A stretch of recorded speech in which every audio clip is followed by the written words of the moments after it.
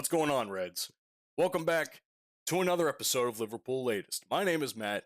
Thanks so much for joining me today. I originally had an entirely different lineup of news and things to talk about for today's episode. That said, some breaking news that has happened within the last 24 hours and maybe the last day or so have gotten me to basically do an entire 180 on what would have been my original plan, which is totally fine because any positive news about Alisson Becker as well as Alexander Isak uh, is good news to me. So let's get right to it. Get down the brass tacks, the meat and potatoes. Alisson Becker has had his Liverpool contract extended until the end of the 2027 season.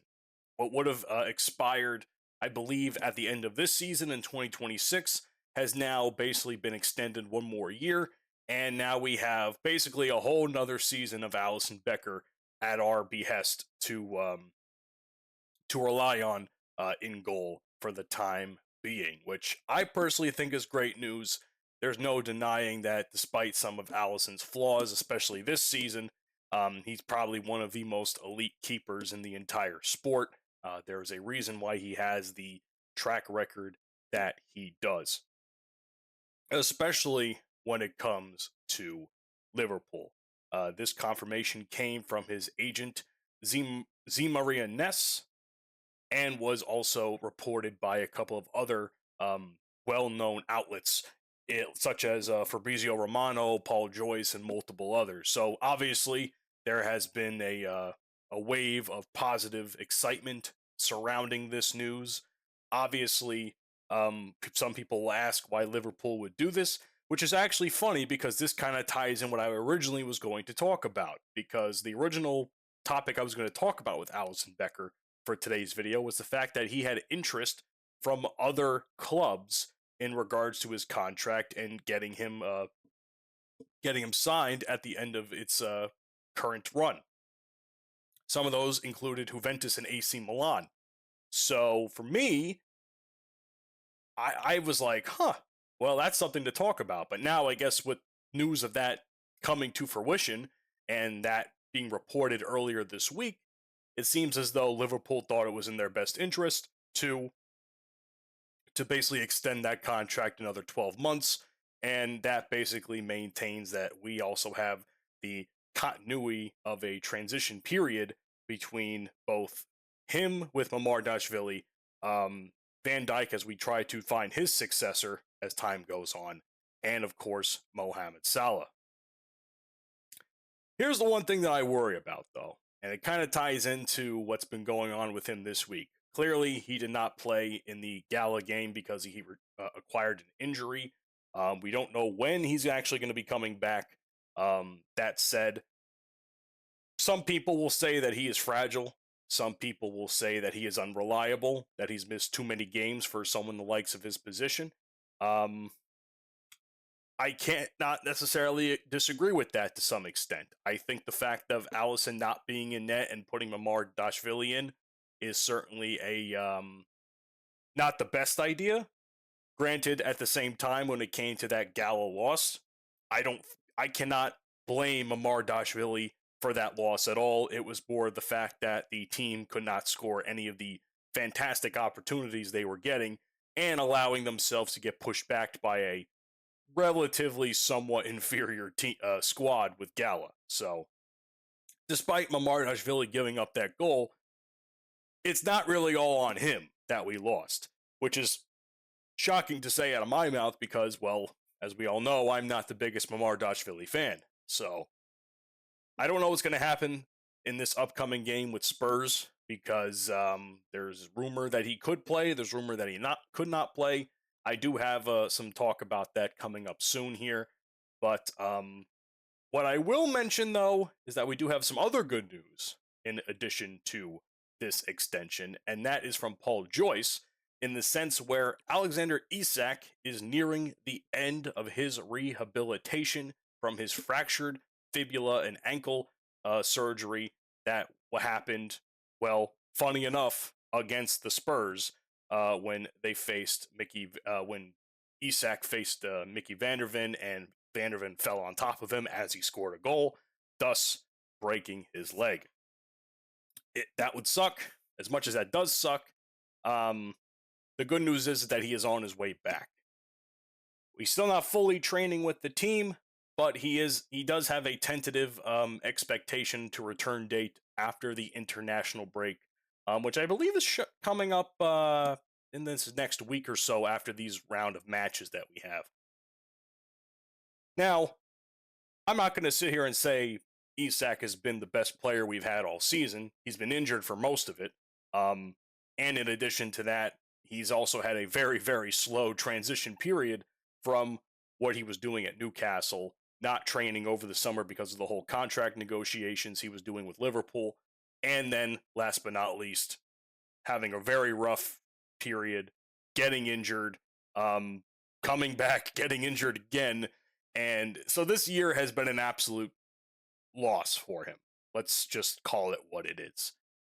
That said, knowing that he is on his way back from injury very soon, perhaps sooner rather than we had thought, is a good sign for our front three and our attacking section of our offense, because we have been absolutely struggling in that regard for quite some time.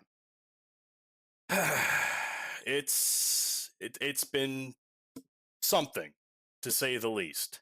Now, granted, we have had players that have stepped up. I think Wirtz has been doing quite well for himself. He's had a couple of stinkers the last couple of games, but he's also been hurt. He hasn't played much, so I can't necessarily blame him for that. In addition to that, Ekitike has kind of been the one scoring most of the goals for the team, and even now he's also been cooling off quite a bit. Szoboszlai has been basically being our one of our best set-piece guys to use when it comes to corners or free kicks. McAllister has been scoring a couple of goals here and there. Last but certainly not least, I mean, Mohamed Salah, he's had a goal or two every now and again, but let's be honest, call a spade. He has not had a great season. This could possibly be his last season for the team. Now, here's what I'm going to say now, and this might be the most controversial part of the whole thing. I'm glad Isak is coming back soon, or is reportedly on his way to come back.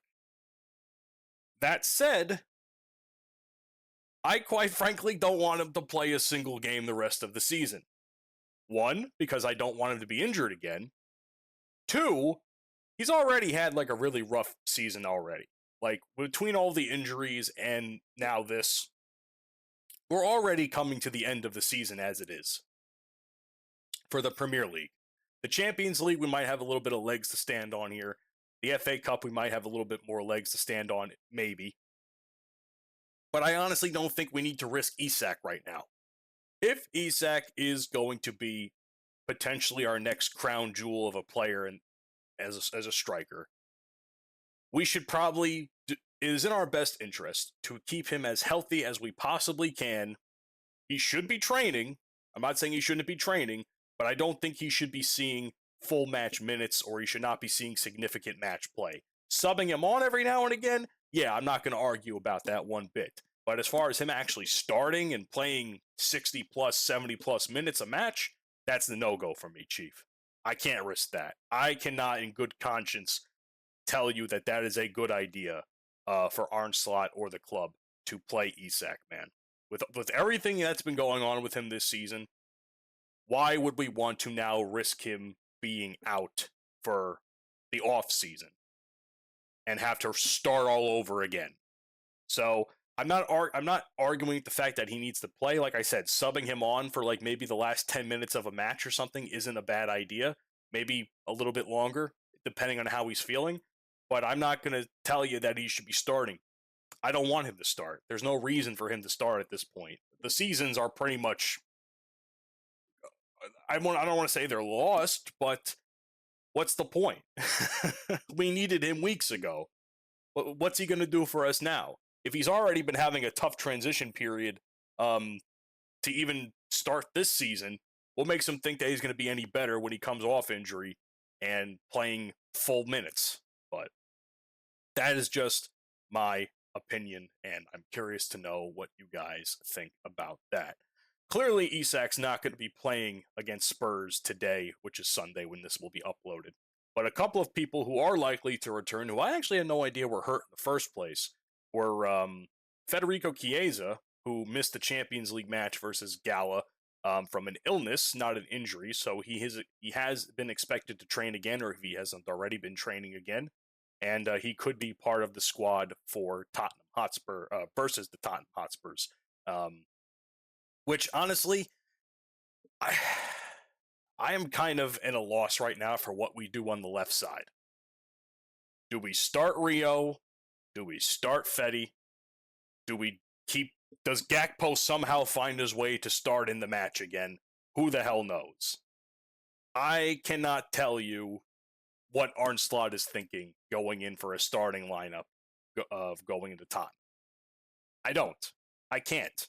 This man's, while as predictable as Arne Slot's starting lineups have been this season, this is one where I genuinely don't know whether or not he's actually going to have a predictable lineup. I know there's going to be some players that are going to be in their normal positions, but this left side has a bit of a has a bit of competition to it. It's either we're going with either Gakpo, Federico Chiesa, or Rio, and that is where I'm kind of at a loss because all three of those guys could be on the left side, and we know Slot will odds are pick Gakpo to be in that position when Chiesa and Rio are right there. But that is a different story for a different time. This article that I read that also hinted at the fact that Alisson Becker could also be starting in goal against Spurs. I do not. I don't know if that's necessarily plausible.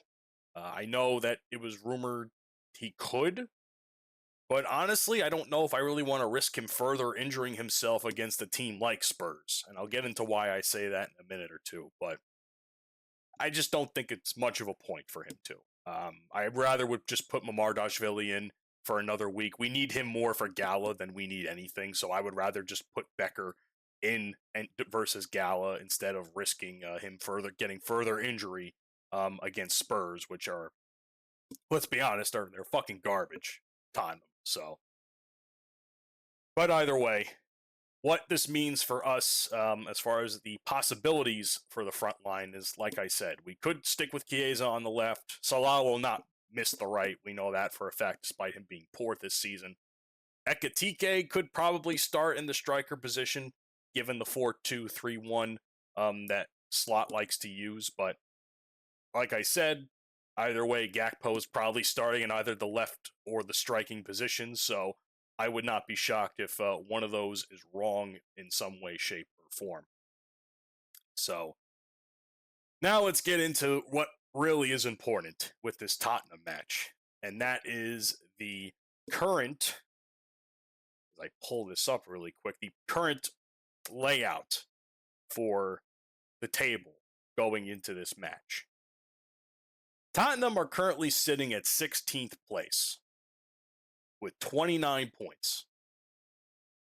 A loss here today could put them further into the relegation zone. For sure. Especially considering that West Ham drew against Man City. In addition to that, United and Aston Villa are also facing each other for basically what will be the third and fourth position, because they're both at 51 points apiece. So whoever wins this match will obviously favor us for sure. And of course, a win against Tottenham will push us where we need to be in the Champions League spots, the top four of the table. So that is what is on the line right now. Not to mention, a lot of Spurs players are currently hurt at the moment or suspended from play. They are in big trouble. So, not only are they in extremely poor form, they're basically running with like a third team right now, more or less. We cannot lose. On paper, We cannot lose against the Spurs. Knowing Slot and the team that we've been watching all season, they will find some way to make this difficult for us to watch. They will find some way to allow Tottenham to concede or allow Tottenham to score on us and us conceding at some point in the match. There is no guarantee we are going to win this. They've been struggling a lot under the new manager, which is funny because despite all the teams that have been getting rid of their managers and getting new ones over the course of the season, United, Chelsea, Tottenham has been another one. This is probably one of those games where it's going to be a trap game for us. This is like everything that could go right will go right, but somehow, some way, Liverpool will find a way to make it go wrong.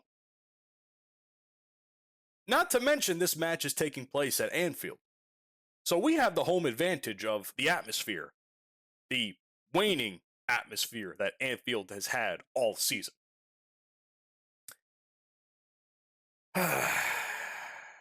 I don't really know what we can do. I mean, we could do the whole aggressive pressing. We could do, isolating wide with Mohamed Salah and create 1v1 situations, but he hasn't been doing well with that at all. He's been running into brick walls of multiple defenders recently.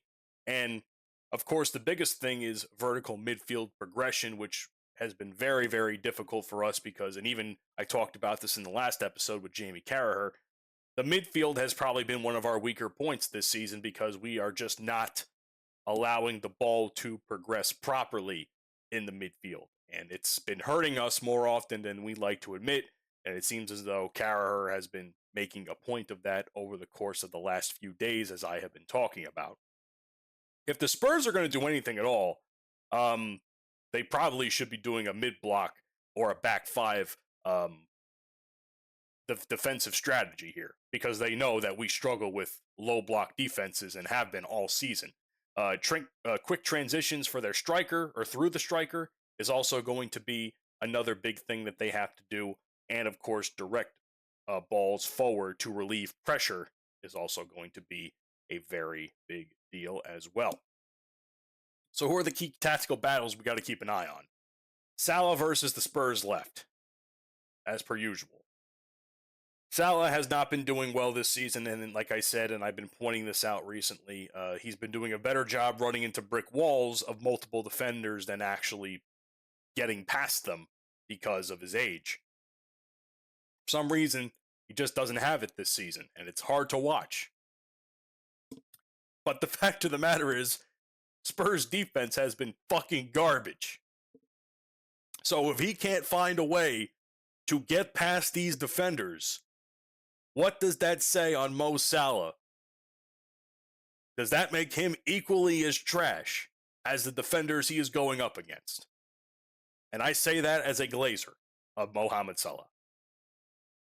The midfield control is where this game I think is going to be the biggest difference. How are we going to control the midfield?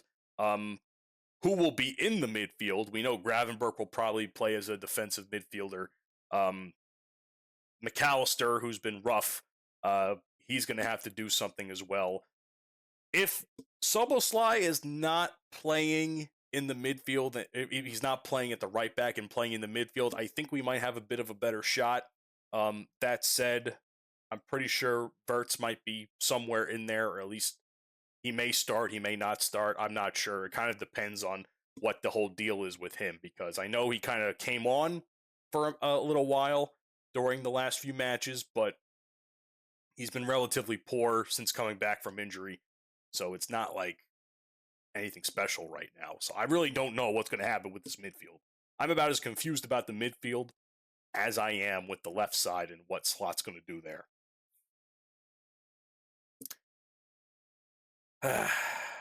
Fact of the matter is this. My prediction is we should win this game. My other prediction is that this match will be obviously very painful given where Tottenham are and where we are as far as a squad. So, I cannot in good conscience tell you we are going to win. But what I will tell you is that we will be definitely complaining about it, win or lose, considering how well we perform against a battered, awful team like Tottenham Hotspur have been all season. And honest to God, if they don't sack Slot after a loss to Spurs at this rate in the competition, I don't think Slot's losing a job at this rate.